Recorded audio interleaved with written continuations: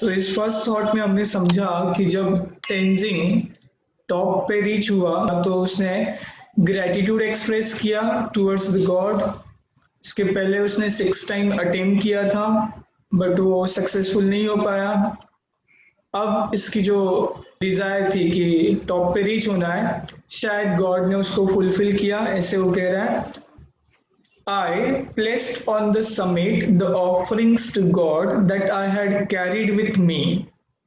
This is in accord with my religion.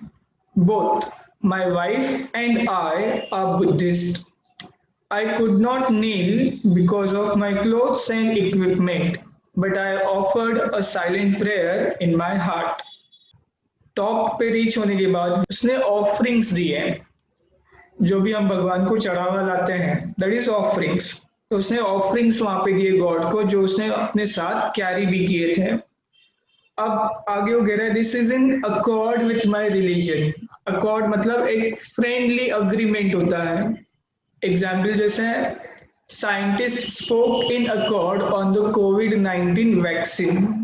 So scientist उन्होंने एक friendly agreement बनाया कि कोविड-19 वैक्सीन पे वो सब मिलके काम करेंगे। सो वैसे यहाँ पे इसका जो रिलीजन है तेंजिंग नॉर्गे का, उसमें एक अग्रीमेंट है कि आपको भगवान को कुछ ऑफरिंग्स करना होता है। हर एक रिलीजन का अपना अपना ऑफरिंग्स होता है। कहीं पे मस्जिद में चद्दर चढ़ाई जाती है, तो कहीं पे टेंपल में फ्लावर्स या नारियल चढ़ाया जाता है। सो वैसे इनके इसमें जो अकॉर्ड है, फ्रेंडली अग्रीमेंट, उसके हिसाब से उसने कुछ ऑफरिंग्स भगवान को ऑफर किया।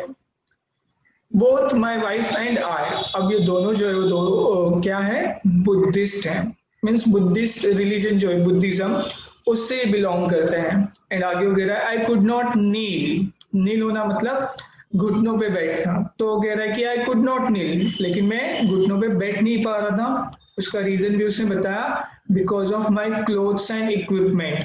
क्योंकि जिस तरीके से उसने क्लोथ्स पहने थे और जो इक्विपमेंट, जो चीजें उसने कैरी की थी अपने साथ, उस वजह से वो वहां पे बेंड भी नहीं हो पा रहा था। फिर भी उसने साइलेंट प्रेयर ऑफर की गॉड को।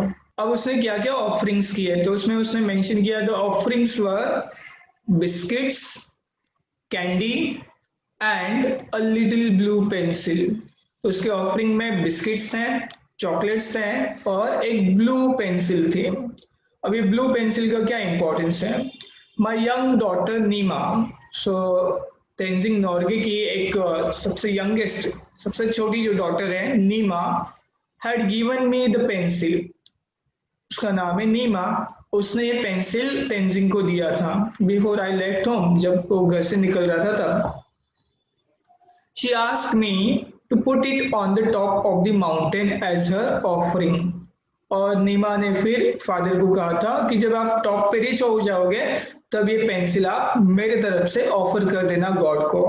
So it was an ordinary blue pencil, not even a long one. तो ये एक बहुत ही सामान्य नॉर्मल तरीके का ब्लू पेंसिल था और लॉन्ग पेंसिल भी नहीं था, हाफ पेंसिल था, लेकिन it was one of prized possessions. लेकिन ये उसका एक प्राइज्ड पोजीशन था। अब प्राइज्ड पोजीशन, इसका क्या मीनिंग है? सोर्स ऑफ प्राइड, जिससे आपको एक प्राइड फील होगा, कॉन्फिडेंस फील होगा, कोई आपकी चीज जो आप उस पर गर्व कर सको। A mother considers her child as most prized position. माँ अपने बच्चे को उसका सबसे मोस्ट, सबसे अच्छा प्राइज्ड पोजीशन मानती है। As I put it down, I pointed it out to Hillary। और जैसे उसने वो prized position, blue pencil, biscuits, candy offer किया एंड स्पेशली ब्लू पेंसिल, उसको पुट इट डाउन किया और हिलरी को पॉइंट आउट किया। मीन्स उसको बताया, साइन से बताया, सी दिस ब्लू पेंसिल आया offered. Hillary gave him a big smile, और हिलरी ने स्माइल किया, शोइंग दैट ही अंडरस्टूड। तो अब यहाँ पे उनको क्या समझ में आया क्या नहीं, उसको हम सिंपल वर्ड्स में ये देख सकते हैं कि कुछ तेंजिंग के फीलिंग्स हैं, उसके डॉटर के कुछ फीलिंग्स हैं जो हिलरी को समझ में आ गए कि हाँ उसकी डॉटर चाहती थी कि ये ऑफर किया जाए और उसने किया, तो ये उसे समझ में आया। Next stanza, then I got out the flags which I had on piece of string about 4 feet long, and then फिर उसने फ्लैग्स रिमूव किए जो एक स्ट्रिंग से, एक धागे से लगे हुए थे। 4 फ्लैग थे, 4 फीट लंबा कुछ वो स्ट्रिंग था। आई fastened one end to my ice axe and Hillary took picture as I held it up, और एक साइड जो है स्ट्रिंग का, धागे का, वो आइस एक्स को उसने फास्टन किया मीन्स बांध दिया, एंड फिर उस स्ट्रिंग को उसने होल्ड किया अपने हाथ में, और फिर हिलरी ने उस पिक्चर को कैप्चर किया। ये वाला वो पिक्चर है जहाँ पे स्ट्रिंग है और बहुत सारे फ्लैग्स यहाँ पे लगे हुए हैं। Next, as I had to bring my ice axe down with me, I buried one end of the string in the ice on the top and the other in snow on the slope down below. अब picture तो ले लिया, flags तो वहां पे थे, लेकिन एक जो स्ट्रिंग का जो एंड था, उसका जो किनारा था, वो उसने आइस एक्स को बांधा था। अब ये सब तो हो गया, लेकिन अब उसे नीचे आना है, तो नीचे आते समय उसके पास आइस एक्स होना जरूरी है। ये आइस एक्स कैसे दिखता है, इस माउंटेनियर के पास में है, तो इस आइस एक्स के सहारे वो होल्ड कर सकते हैं अपने आप को उस स्नोवी माउंटेन पे।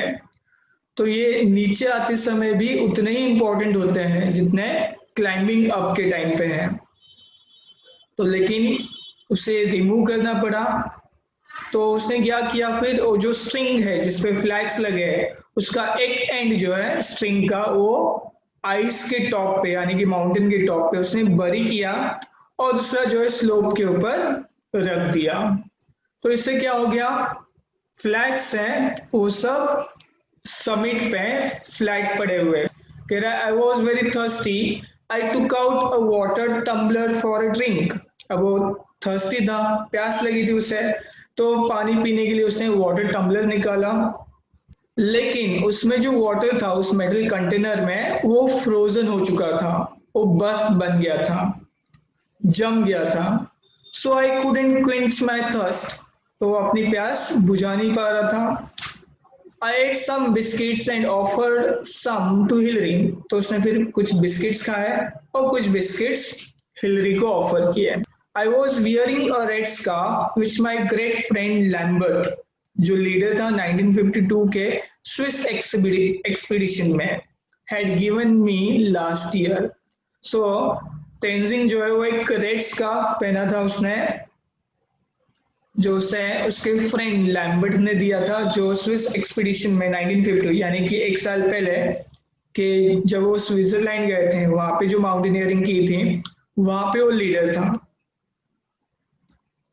It was just a year ago, तो 1 साल पहले की वो बात कर रहा है। तो ये इसराइल का कुछ रेड स्कार्फ उसने दिया था जो तेंजिंग ने पहना था, एंड कह रहा है कि ये 1 साल पहले की बात है, 28 मई की थी 1952 में, जब वो 28,215 फीट हाइट पे थे। तब लैम्बर्ट उसके फ्रेंड ने तेंजिंग को ये गिफ्ट दिया। अब 1 साल के बाद जब वो माउंट एवरेस्ट क्लाइंब कर रहा है, तभी भी उसने वो स्कार्फ पहना है। I wore it all the way up the mountain from Darjeeling. So Darjeeling से लेके, ईस्टर्न इंडिया से लेके वो इस स्कार्फ को पहनते हुए आ रहा है। As I stood at the top, और जब अब टॉप पे, माउंट एवरेस्ट पे है, पीक पे है, आई रिमेम्बर्ड हिम, तो उसने अपने फ्रेंड को भी याद किया, and felt that he was with me, और ये भी फील किया कि लैम्बर्ट उसके साथ में उस माउंटेन पे उसके साथ में है। I felt absolutely fit at the summit, और उस समिट पे absolutely fit and fine feel हुआ।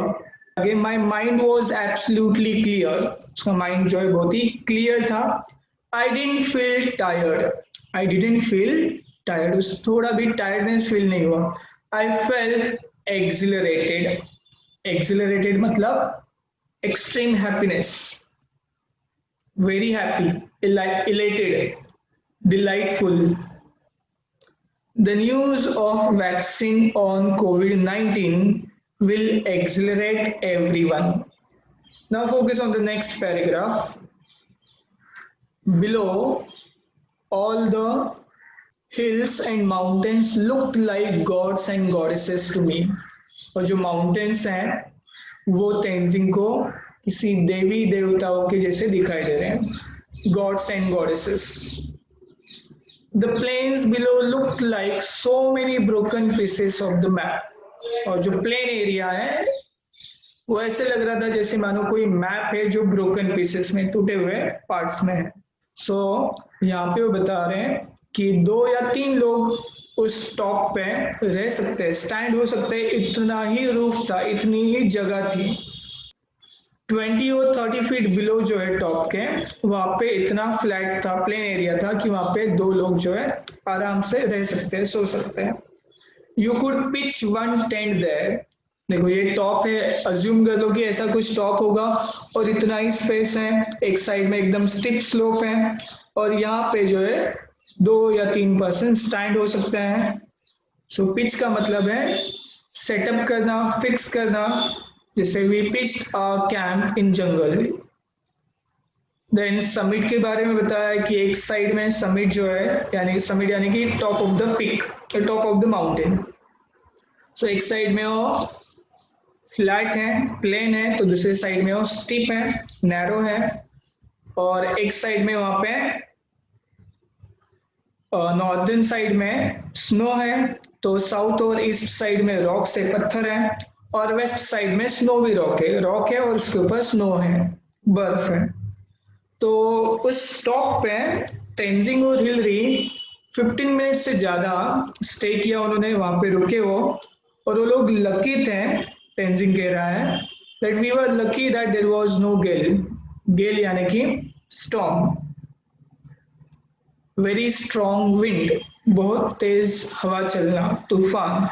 तो लकी थे कि वहां पे कोई तूफान नहीं आया, अदरवाइज वो दोनों भी वहां से स्वेप्ट ऑफ हो जाते हैं, अचानक से वहां से उन्हें अवे किया जाता, क्विकली वो नीचे आ जाते हैं अनएक्सपेक्टेडली. एग्जाम्पल जैसे पुलिस जो है प्रोटेस्टर को स्वेप्ट ऑफ कर देते हैं किसी प्लेस से.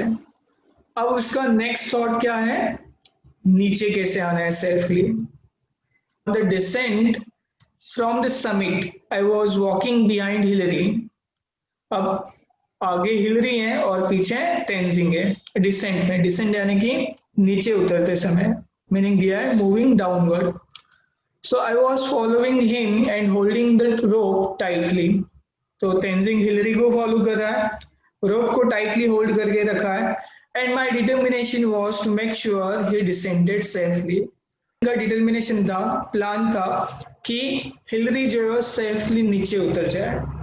And I must say that the climb down was more difficult and dangerous than the climb up. तो ये एक्सेप्ट कर रहा है वो कि क्लाइंब डाउन होना ये क्लाइंब अप से ज्यादा डिफिकल्ट और डेंजरस है, कठिन भी और खतरनाक भी है. क्यों?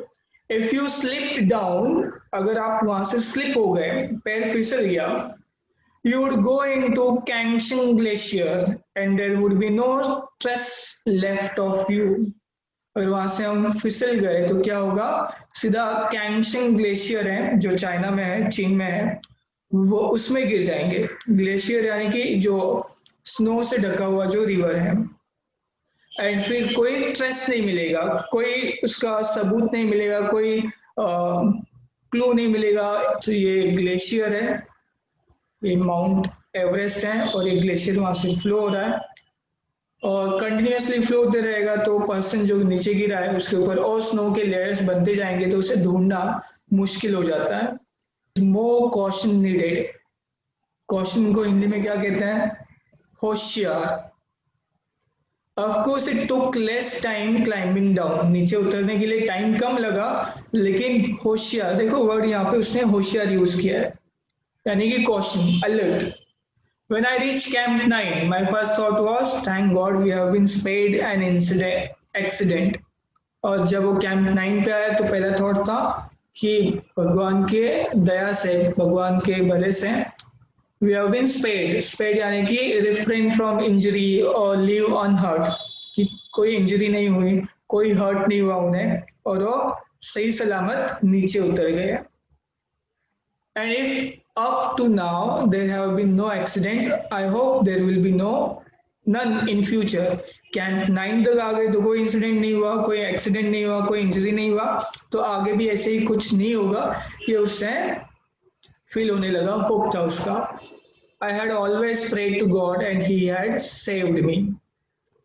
तो गॉड को हमेशा प्रे करता था और गॉड ने उसे हमेशा सेव भी किया है, बचाया भी है। अब कैंप 9 पे हिलरी एंड तेंजिंग जब वो आए तो उनका कोई मूड नहीं था कि वो एक दूसरे से बात करें, क्योंकि वो अपने अपने थिंग्स को अटेंड करने में लगे थे। वहाँ पे कुछ उस कैंप 9 में आधा घंटा वो रुके, फिर वहाँ पे उन्होंने कुछ स्नो कलेक्ट किया, बर्फ कलेक्ट किया एंड उसको बॉईल किया, गर्म किया और लेमन वाटर बना के उन्होंने ड्रिंक किया।